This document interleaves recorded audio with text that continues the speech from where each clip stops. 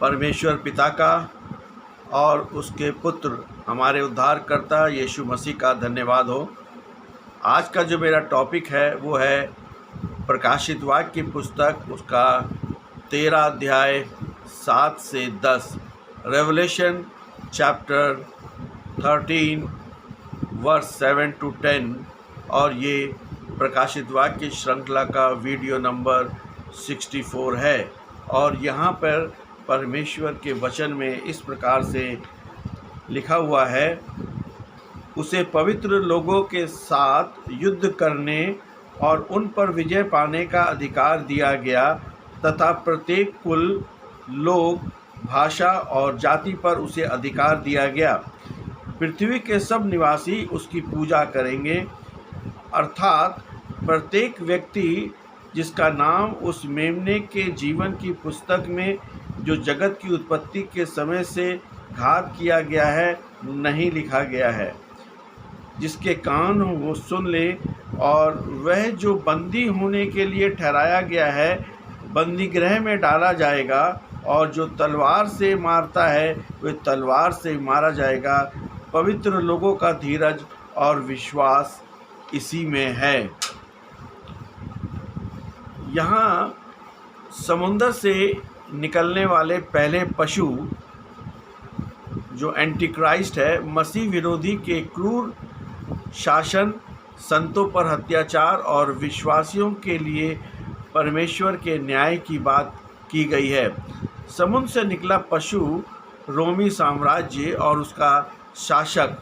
पहली शताब्दी के मसीहों के लिए ये पशु साक्षात रोमी साम्राज्य था और समुंदर को प्राचीन काल में अशांति और गैर यहूदी राष्ट्रों का प्रतीक माना जाता था, जिसको हम जेनेटाइल्स बोलते हैं। पवित्र लोगों से युद्ध। सम्राट नीरो और बाद में डोमिटियन के शासनकाल में मसीहों पर भीषण अत्याचार हुए। मसीहों को शेरों के आगे फिकवा दिया गया, जिंदा जलाया गया और उनका शिकार किया गया। इतिहास में ये सच साबित हुआ है कि पशु को पवित्र लोगों पर जय पाने, यानी कि शारीरिक रूप से उन्हें मारने की अनुमति मिली है। सम्राट पूजा की पृथ्वी के लोग उसकी पूजा करेंगे। इतिहास गवाह है कि रोम के सम्राट खुद को प्रभु और ईश्वर घोषित करते थे, और जो कोई सम्राट की मूर्ति के आगे धूप नहीं जलाता था उसे देशद्रोही मानकर मार दिया जाता था। मसीह केवल यीशु मसीह का प्रभु मानते थे, इसलिए वे पूजा से इनकार करते थे। वर्ष 7 में हम देखते हैं कि संतों पर अस्थायी विजय। परमेश्वर ने शैतानी शक्तियों को कलीसिया और संतों पर शारीरिक रूप से हावी होने की अनुमति दी थी। यहाँ ध्यान देने योग्य बात यह है कि दुष्ट की अपनी कोई स्वतंत्र सामर्थ्य नहीं है, उसे ये अधिकार एक सीमित समय के लिए दिया गया। दुष्ट संतों के शरीर को तो नष्ट कर सकता है, पर उन पर जय प्राप्त कर सकता है, लेकिन वह अपनी आत्मा और उनके विश्वास को कभी भी नहीं जीत सकता है। मतलब कि उनकी आत्मा को और उनके विश्वास को वो कभी भी जीत नहीं पाएगा। वर्ष 8 में हम देखते हैं कि मेमने के जीवन की पुस्तक और जगत की उत्पत्ति। घात हुआ मेमना, यहाँ यीशु मसीह को जगत के आदि से घात हुआ मेमना कहा गया है। इसका अर्थ यह है कि मनुष्य के पाप करने से पहले परमेश्वर की योजना में मसीह यीशु का बलिदान तय था। सच्चे विश्वासी और संसारी लोग। इस संसार में 2 ही श्रेणियां हैं।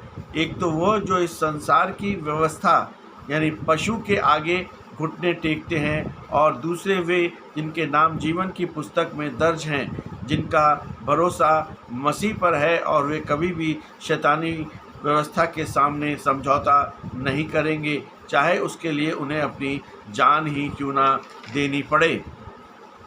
वर्ष 9 और 10 में हम देखते हैं कि परमेश्वर का न्याय और संतों का धीरज। परमेश्वर का संप्रभुता का नियम है, जिसको कैद में पढ़ना और वो कैद में पड़ेगा। ये दर्शाता है कि विश्वासियों के जीवन में जो भी दुख आता है वे परमेश्वर की संप्रभुता की इच्छा से बाहर नहीं है। यदि हमारी नीति में मसीह के लिए कैद होना या शहीद होना लिखा है तो हमें डरना नहीं चाहिए। कर्म का सिद्धांत और न्याय, जो तलवार से मरेगा वह अवश्य तलवार से मारा जाएगा। यह अत्याचारियों जैसे रोमी साम्राज्य या भविष्य का मसीह विरोधी के लिए एक चेतावनी है। परमेश्वर न्याय का परमेश्वर है और संतों का खून बहाने वाली हर महाशक्ति अंत निश्चित है। यानी कि ऐसी शक्तियों का अंत, जो गलत कार्य करते हैं उनका अंत जो है वो निश्चित है, जैसे रोमी साम्राज्य का पतन हुआ। धीरज और विश्वास। आत्मिक रूप से ये वचन कलीसिया को हथियार उठाने या हिंसक विद्रोह करने के लिए नहीं कहता। मसीह का हथियार धीरज यानी सफरिंग को सहना और विश्वास यानी कि फेथफुलनेस है। कलीसिया कभी तलवार से नहीं बल्कि अपने धीरज और गवाही के लहू से जीती जाती है। यहाँ पर हम ये सीखते हैं कि दुष्टता को इस पृथ्वी पर कुछ समय के लिए बड़ी शक्ति और अधिकार मिल सकता है। आज भी मसीह विरोधी आत्माएं संसार की राजनीतिक, आर्थिक और सामाजिक व्यवस्थाओं के माध्यम से काम करती हैं जो परमेश्वर के वचन के खिलाफ हैं। लेकिन एक विश्वासियों के लिए सबसे बड़ी तसल्ली ये है कि हमारा नाम संसार के बनने से पहले ही सुरक्षित किया जा चुका है। शैतान की जीत केवल शारीरिक और अस्थायी है, जबकि हमारी जीत आत्मिक और अनंत है। हमेशा हमारी ही जीत है। अंत में न्याय परमेश्वर के हाथ में है, इसलिए हमें विपरीत परिस्थितियों में भी अपने विश्वास में अडिग रहना है। इसलिए प्रभु यीशु मसीह पर विश्वास करें, प्रभु यीशु मसीह से अपने पापों को मान लें, प्रभु यीशु मसीह से अपने पापों का पश्चाताप करें और यीशु मसीह को उद्धारकर्ता के रूप में ग्रहण करें। यही मसीह जीवन है। आमीन।